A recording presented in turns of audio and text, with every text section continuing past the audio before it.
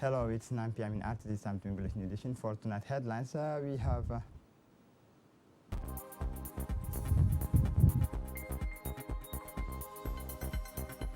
Gele receives the President of Somaliland and Prime Minister of Somalia.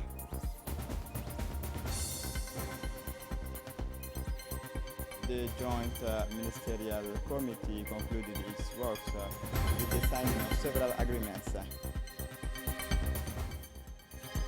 For the International Sea World Health Organization suspend hydroxychloroquine clinical trials again. Welcome to our newsroom. The President of the Republic, His Excellency Ismail Omar Gelle, received today, Thursday mid-mornings at the Palace of the Republic, the Presidents of Somaliland, Musa Bihi Abdi, and the Prime Minister of the Federal Republic of Somalia, Mr. Hassan Ali Khaire. The President of the Republic first received the President of Somaliland, Musa Bihi Abdi. The separate hearings granted to those leaders took place before their respective departure home following their participation in the talks between the Federal Republic of Somalia and Somaliland, which had opened in Djibouti on 14 June last, under the leadership of President Ismail Magele.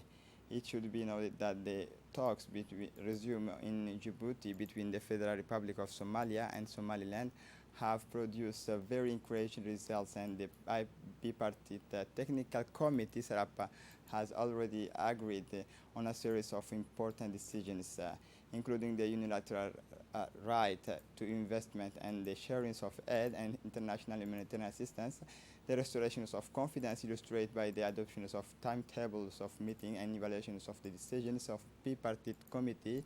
In its particular, one of the greatest triumphs on the talks resuming Djibouti between Somalia and Somaliland, the President of the Senate of Somaliland, Saleban Mohammed Aden, and the Minister of Agriculture, Mohammed Ahmed Awale, took part in these meetings, the President of the Republic and the President of Somaliland.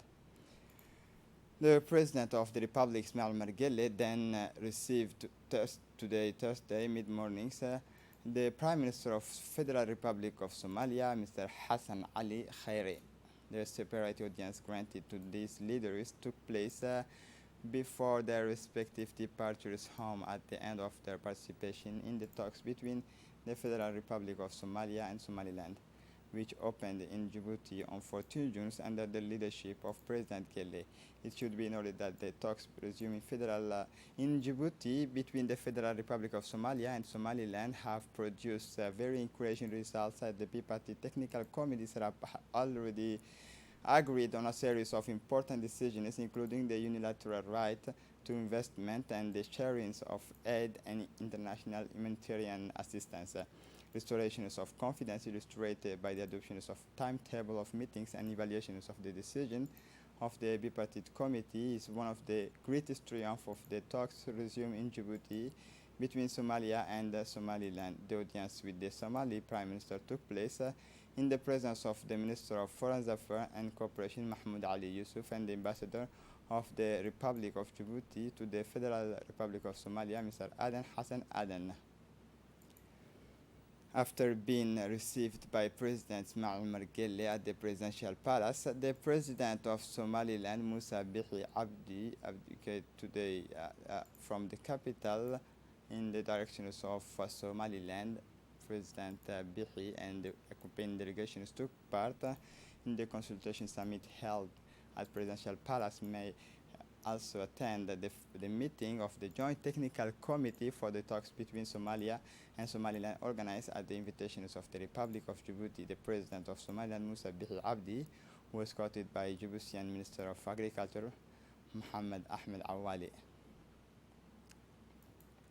After 3 days of intense discussions, the Joint Ministerial Committee between Somalia and Somaliland concluded its work last night at the Campus Key by signing a multifaceted agreement. The Minister for Foreign Affairs International Cooperation, Mahmoud Ali Yusuf, in his capacity of facilitator, initialed his signatures of the agreement reached between the two delegations in the presence of the Ambassador of the United States to Djibouti, Mr. Larry Andre, and the Ambassador of the European Union. On the Somaliland side, the agreement was signed by Minister of Foreign Affairs, Mr. Yassin Haji Mahmoud, known as Faratun, and the Somali side, it was the Minister of Interior and Head of Delegation is Mr. Abdi Mohammed Sobriye, who signed the agreement in the presence of delegations from both sides. The agreement signed by the Joint Ministerial Committee comprises 5 components, including permanent meetings and contact between the Somali side and Somaliland, establishment of a climate of trust between the two parties, the execution of and implementation of agreement previously signed which were still pending, namely investment and humanitarian aid. It was also decided to set up a joint committee for the management of airspace, preservation of security, and the name of committee was changed to the Joint Ministerial Committee between Somalia and Somaliland. The Minister of Foreign Affairs, Mahmoud Ali Yusuf, in his capacity as facilitator of the Somaliland Somalia talks, held a press conference in which he reported on the various joint points on the documents initiated by the two parties were able to start these talks between Somaliland and Somalia thanks to the encouragement of our respective leaders, and it's thanks to them then we have been able to continue these talks, which are continuations of dialogue that started early but was interrupted for some time. At these times we have succeeded in resuming the dialogue, verifying and permitting it, which has led to a rapprochement between the two parties, namely Somaliland and Somalia. Document just initial has 5 important points. The first point is, first of all, to maintain the dialogue in its frank and caritative aspects, kinds of permanent contact code, and the second point concerns the search of for establishment of a climate of trust.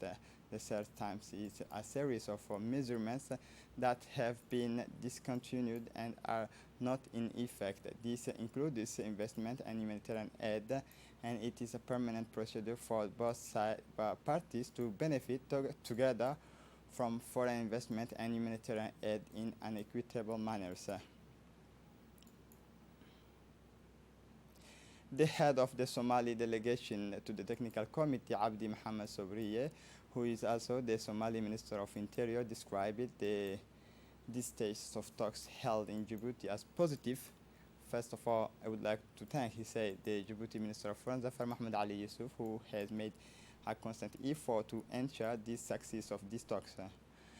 These talks laid the basis for high-level ministerial contact between Somalia and Somaliland. These talks led by Djibouti led to the signing of the documents before us, which deals in particular with the establishment of technical committee to work on the disputes and differences between the two parties.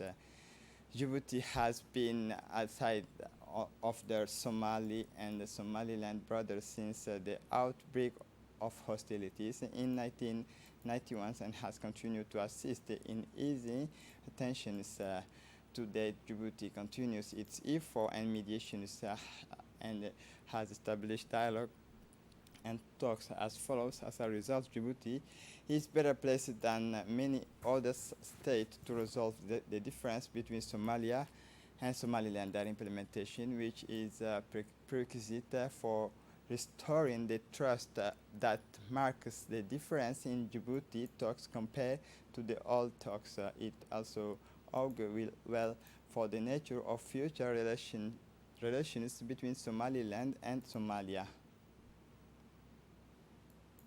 The Minister for Foreign Affairs of Somaliland, the Minister of Foreign Affairs of Somaliland, who is also the head of the technical committee for Somaliland's talks with Somalia, Yassin Haji Mahmoud, known as Faratun, stressed the importance of the Djibouti talks as a bridge between the two countries. These talks were made possible by an initiative of Djibouti of the President Ismail Omar Guelleh and his government. This is a fruitful initiative which, after 4 days of perfect, difficult and stormy negotiations, was finally able to lead to the signings of a document. Thanks once again to the enlightened vision of President Ismail Omar Guelleh and his very clear determination to bring these talks and those of the other partners to a successful conclusion.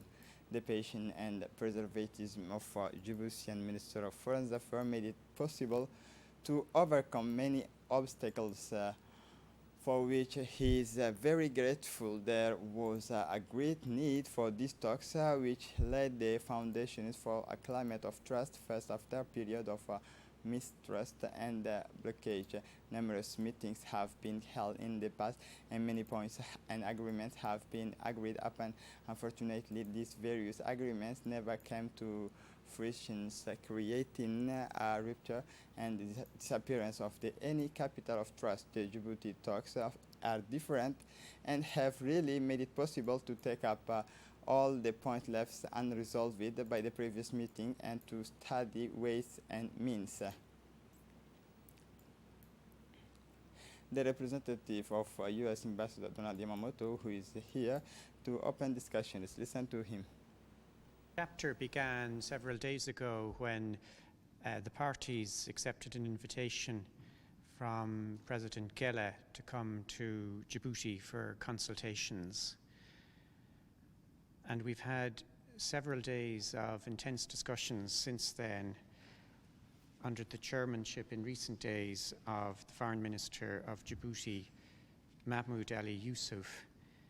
And I really want to commend tonight the extensive diplomatic experience and imagination he's brought to the conduct of these technical talks over the last few days. Of course, today belongs to the delegations themselves, and I have to say that each of them has made their case energetically and exhaustively, but in a real atmosphere of mutual respect. There's been very, very good engagement over the last few days. And what we have tonight is a wide-ranging document that allows each side to make progress for the people they represent. It took great courage to come here and to accept the invitation for the consultations. And I'm very happy that nobody goes home tonight empty-handed. In fact, far from it. This business is never, ever easy, and I hope that all sides give the outcome the generous welcome it deserves. The European Union and the United States, we're here as facilitators. I have to say it has been a privilege to be in the room this week. And now the talking will continue. It needs to continue with an open mind and in good faith.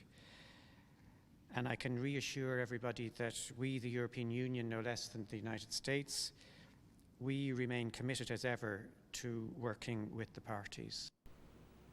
Listen now the representative of U.S. Ambassador. On behalf of Ambassador Donald Yamamoto, who is here to open the talks and participate in the beginning of the talks. He returned to our embassy in Mogadishu yesterday.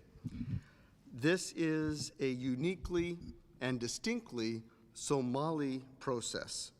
The role of the United States and of the European Union is as facilitators.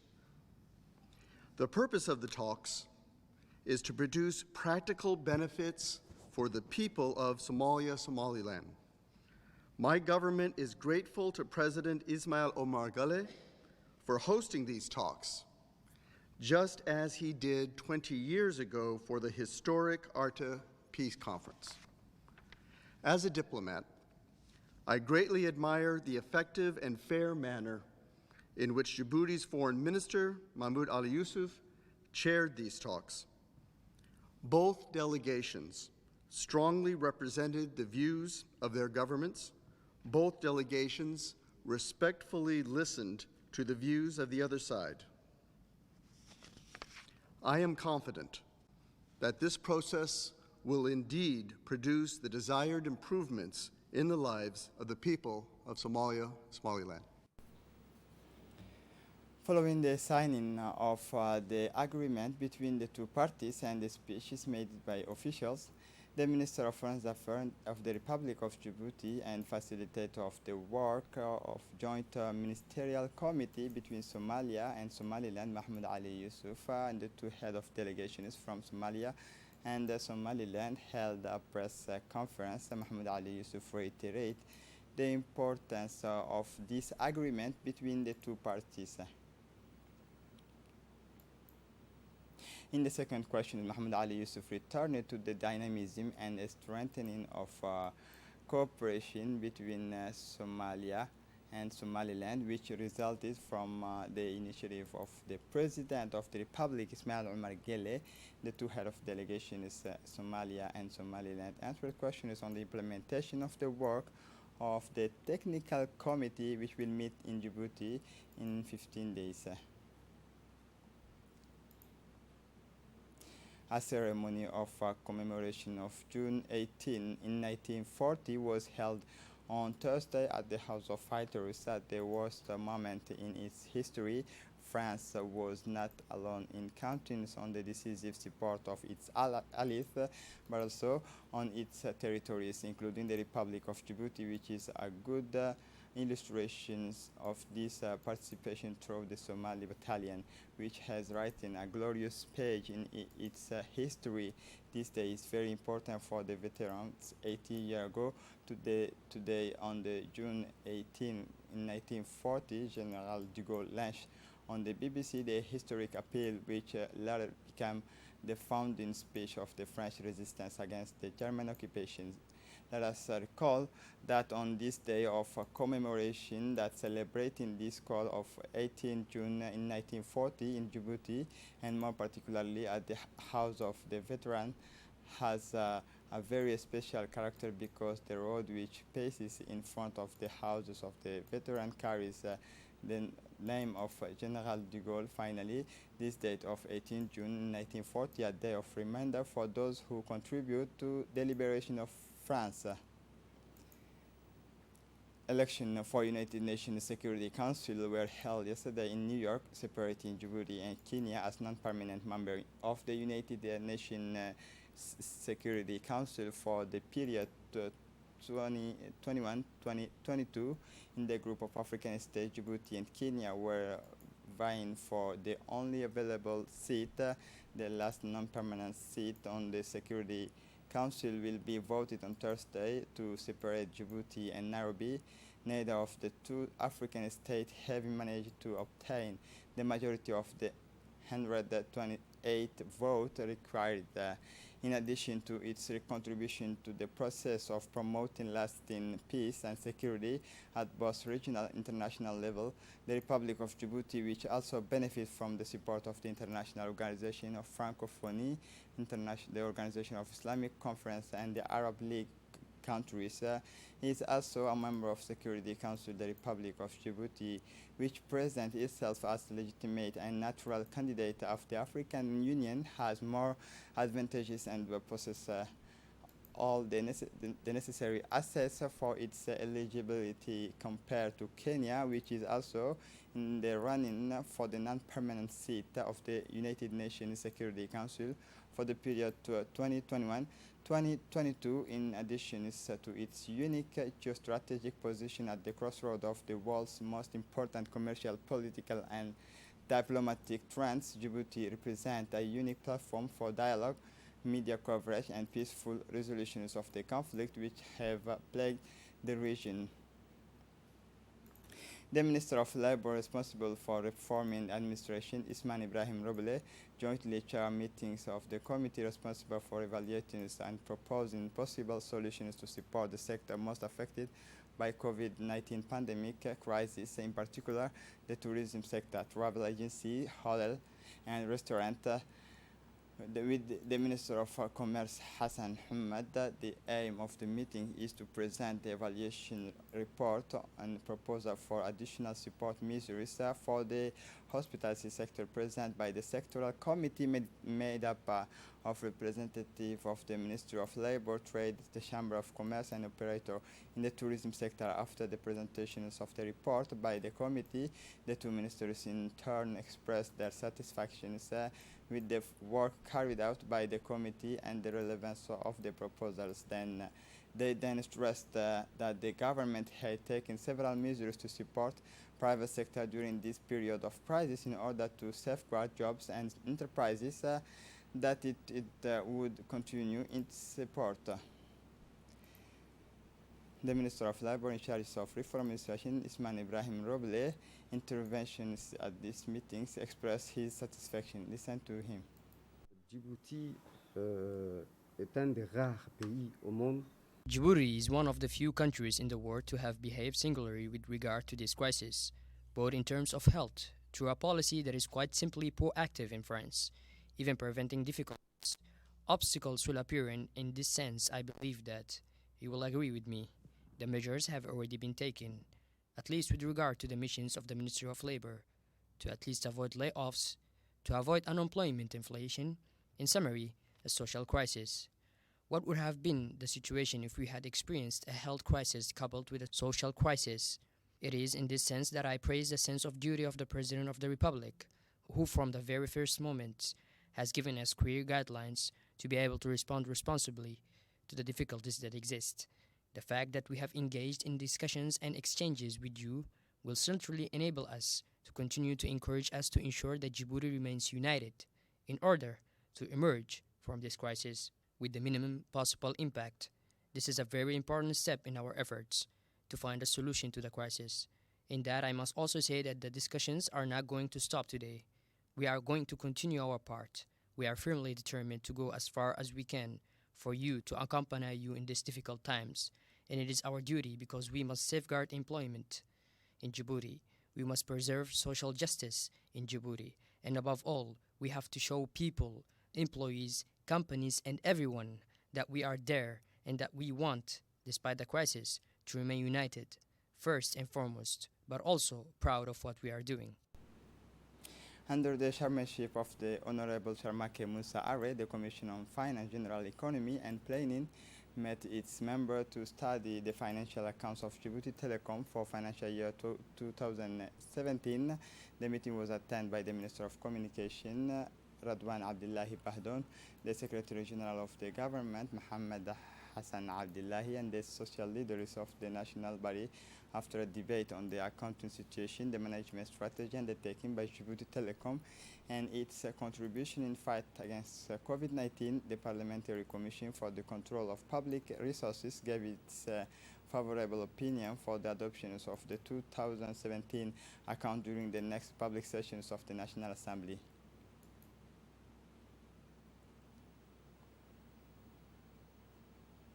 The State Secretary for Youth and Sport, Hassan Mohamed Kamil, took part in a virtual consultative meeting of youth ministers in response to the COVID-19 pandemic to share national experience strategy for managing the disruption of the lives and livelihood of African youth. In addition to the Minister of Youth and Sport, several senior officials participated in the meeting, including the African Union Special Envoy for Youth, Aya Shabi, the Commissioner for Sarah Anyong, and the directors of African CDC, John Nkasong. In his speech, the State Secretary for Youth and Sport recalled the initiative taken by his department in fight against COVID-19. This included the sports and youth activity undertaken during the period of confinement, the program to raise awareness among the population, and the program to make sports facility available, recalling the difficult context in which the world is living, especially for young people, a social category which is very much affected by the crisis because of the lack of development. The State